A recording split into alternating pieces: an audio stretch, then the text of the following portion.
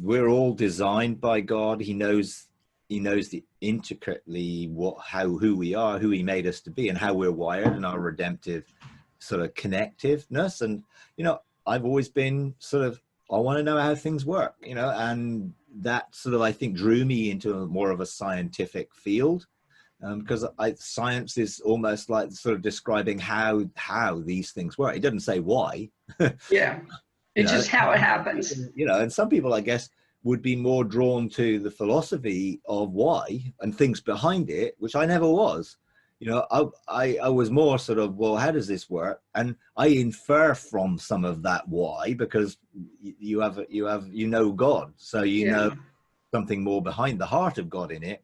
But we're all made differently, and that's why I think we've got to be very careful we don't try and formularize it or make it, well, this is how God speaks. Well, he might speak to me that way, but he obviously speaks to you differently, and that's great. Yeah.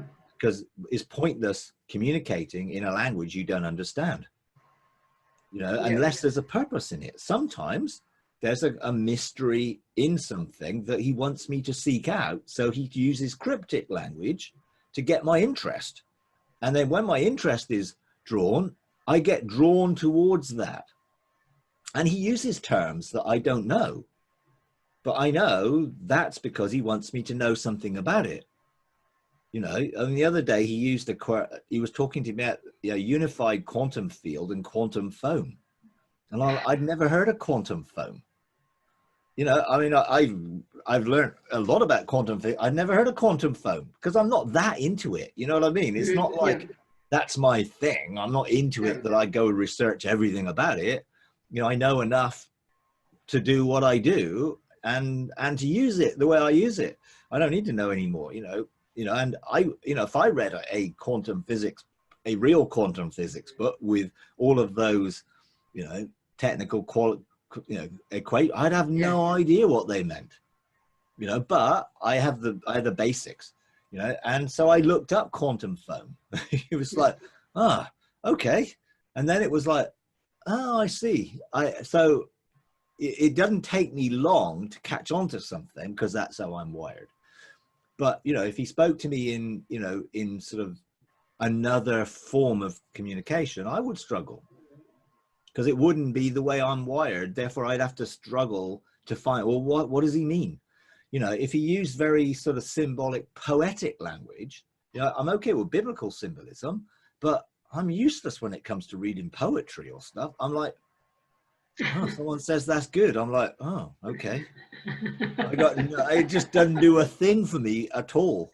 I just don't get it. And that's what we're like. The same with sort of modern art. I just don't get modern art. I love art. I quite like impressionist art, but you see what it is. Yeah. It starts to get like, it looks like an ape has thrown a whole load of paint on a piece of paper or on a canvas. I'm like, really? Someone's going to pay money for that? They're mugs. Basically, from my perspective, because I never would pay money for it.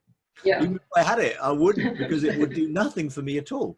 But, would I love a Constable or a Turner or something on my wall? Absolutely. Would I love a, Monet or Manet? Well, yeah, because I like that. But certainly, we're all different, and that's great. Otherwise, there would only be one form of art if we were all tied to the same thing. And we're so uniquely made and so diverse because we're a reflection of the manifoldness of God, who is so diverse and so infinite that how could he ever, create only one type of person?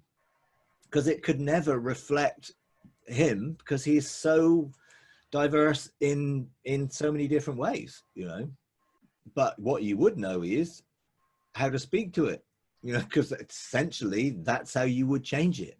Yeah. Because that's how Jesus created everything. He spoke it into being. Yeah. So how to use words and make declarations and decrees.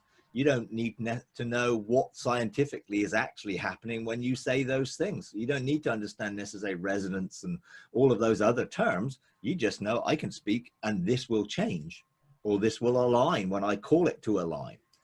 You know, it was like when God said, release a blue light, you know, I just said, okay, I'll release a blue light. That was just simply it.